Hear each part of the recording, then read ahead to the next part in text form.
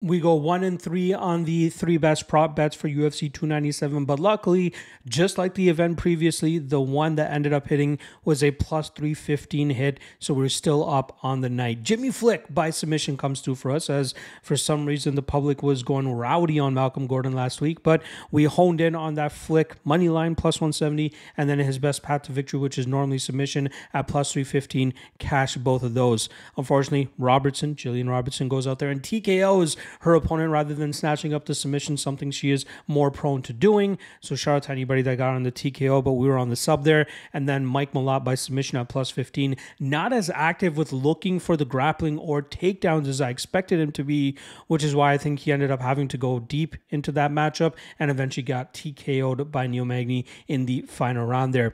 The long shot does not come through for us, as Dricus du Plessis has completely eviscerated the narrative of him having a bad gas tank. Even though he lost the fifth round, he still showcased enough cardio and energy to be good enough in the down the stretch there. So we have to rip up the long shot ticket there of Strickland round 4, round 5 is what it is. They're meant to be long shots. It is what it is.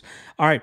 Let's get to the three best prop bets for UFC Vegas 85. Just a reminder, if you're looking for a bunch of other parlays and plays and props and likeliest round props, all that stuff, you guys can find that all on the Lock of the Night Patreon page. Link for that is in the description below, on top of all the regional breakdowns that I do for you guys on there too. Cage Warriors, LFA, ACA, KSW, Octagon MMA, all covered on there as well. Make sure you guys check it out. All right, let's get into the three best prop bets here. The first one that I got up for you guys is going to be Yulia Stoliarenko by submission at plus 130.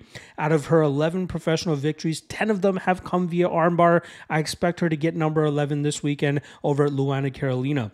Now, Carolina has been improving since her UFC debut, but I think that she's going to be stuck under the specialist of Stoliarenko, especially when she's going out there and seeking the submission. Stoliarenko has finally looked like she's gotten everything in line in terms of coming in shape, being her strongest, and utilizing a good enough game plan to go out there, bulldoze her opponents, drag them to the mat, and try to seek that arm, just as she did against Molly McCann.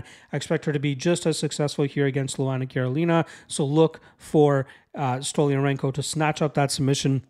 Plus 130, it's a no-brainer spot for me in this on this card.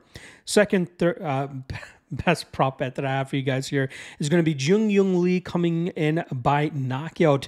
That's currently sitting at plus 200. I'm expecting a grapple heavy approach early from Builder, but he is a guy that is known to get demoralized if he is unable to get that takedown going. And I expect Lee to stuff the takedowns, or at least immediately work back to his feet, where he's going to eventually start to pick Builder apart, which will open up a knockout opportunity. Now, Builder has battled back from a lot of adversity on the regional scene after getting hurt in numerous fights and somehow still getting his hand raised. But at this level, it gets harder and harder to get away with something like that. And I think Lee is going to expose that once again here. So give me Lee, and Lee by knockout in a breakthrough performance for the Korean. And then finally, the third best prop bet I have for you guys here is going to be Renato Moicano by submission at plus 175. This one's a little bit risky considering the long layoff that he's returning from, and not to mention the knockout ability that Drew Dober has.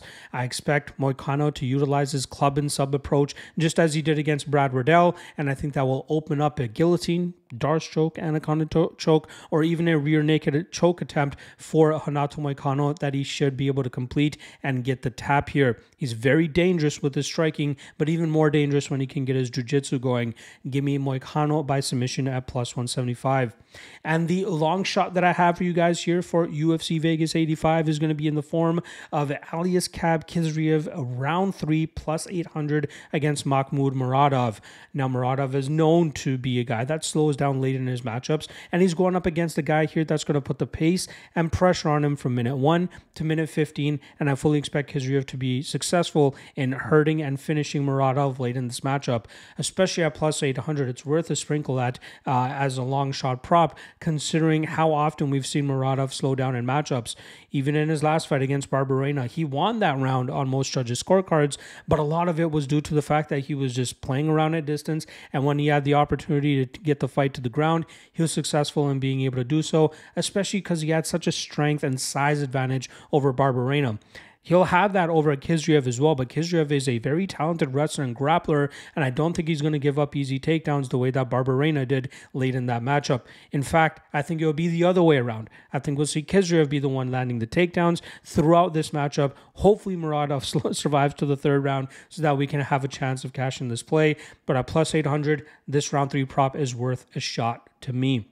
All right, there you guys go. A full week of UFC Vegas 85 content, which will be capped with a recap episode or recap segment as soon as the card is wrapped up. So make sure you guys keep your eyes peeled on the channel as soon as the card wraps up, hopefully within a half an hour, 45 minutes after that, that time, I will have a post-event recap, recapping every single matchup, the best props that hit for every single matchup as well. It's a great show. Make sure you guys check it out. Appreciate all the love. Appreciate all the support. Drop a comment, drop a subscribe, drop a like. You guys know the drill. I'll see you guys again at the end of the UFC Vegas 85 card. Peace.